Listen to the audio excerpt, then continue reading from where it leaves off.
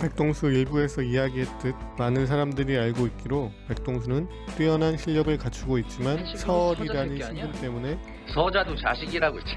젊은 나이에는 빛을 못 보다가 정조가 즉위하고 백동수를 등용했다고 알고 있다. 하지만 이것은 잘못 알고 있는 것이다.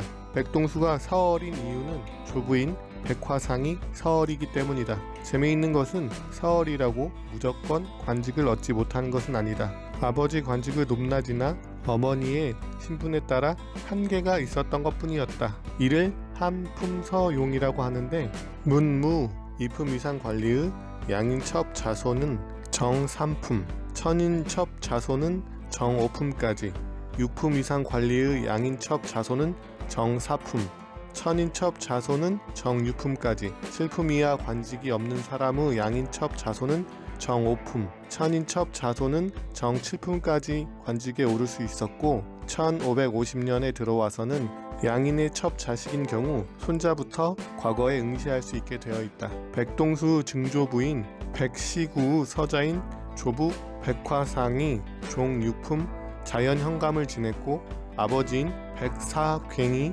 정2품 동지중추부사를 지낸 것으로 보아 백동수는 서얼이라고 볼 수 없는 신분이다. 한마디로 백동수가 서얼이었기에 묵과에서 병과 18일을 하고 관직에 오르지 못한 것이 아니라는 것은 확실하다. 또한 백동수는 1771년 28세의 나이에 묵과에 신청한 통덕량은 정5품이며 관직에 진출은 없이 품계만 얻을 수 있는 최고의 직책이다. 그럼 왜 백동수는 벼슬을 얻을 수 없는 통덕량에 지원을 했나 하면 나라에 경사가 있을 때 신하의 품계를 올려주는데 본인의 품계가 직급 한계선에 있을 때 자식, 조카, 사위 등의 품계를 올려줄 수 있는데 그래서 필요한 것이 바로 통덕량이라는 품간인 것이다. 앞에서 이야기했듯 백동수의 아버지인 백사괭은 정2품 동지중추부사였다. 한마디로 더 이상 품계가 올라갈 수 없는 직급 한계선에 있었고 나라에 경사가 있을 때 대신 품계를 올려줄 사람이 필요해 통덕량 묵과를 본 것이다. 백동수는 인원 초과로 벼슬을 얻지 못한 것이 아니라 처음부터 직책을 얻을 수 없는 과거를 보았다. 묵과에 급제를 하고 관직을 얻지 않거나 못한 사람을 한량이라고 했는데 백동수는 스스로 한량이 된 것이다. 백동수가 관직에 오르게 된 시점인 1776년 정조 원년 박제가 이덕무, 유득공, 서희수와 같이 서얼, 허통 정책의 실천 취지에 의해 관직에 올랐다고 보기도 어렵다. 이유는 백동수의 관직인 정9품 부사용이란 직책은 관직은 없지만 녹봉을 받는 자리일 뿐이다. 참고로 정조는 박제가 이덕무, 유득공, 서희수를 규장각 검서관에 임명하고 하루에 3번은 만났을 정도로 총애하였다. 앞에 이야기한 반론으로 1790년 정조 5년 백동수가 종6품 훈련원 주부로 임명된 것을 이야기할 것이다.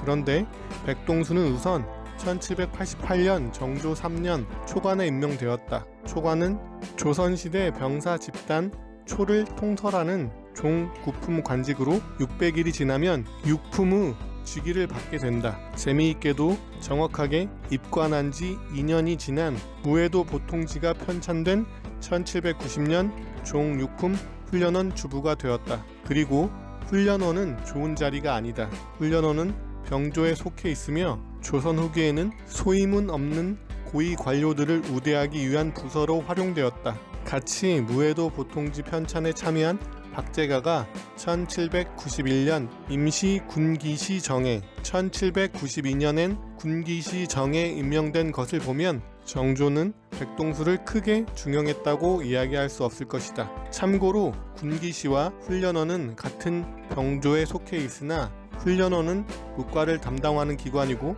군기시는 현재 방위사업청과 비슷한 역할을 수행하였다. 훈련원과 군기시의 역할만 들어봐도 어떤 곳이 더 중요한지 쉽게 알 수 있을 것이다. 그리고 군기시정은 군기시를 관리하는 최고 관원으로 정3품 당하관에 속한다. 정조가 백동수를 신임하지 않았다면 어떻게 무해도 보통지 편찬에 참여하게 되었을까 하는 물음은 다음 3부에서 알아보도록 하겠다. 재미있게 보았다면 구독과 좋아요.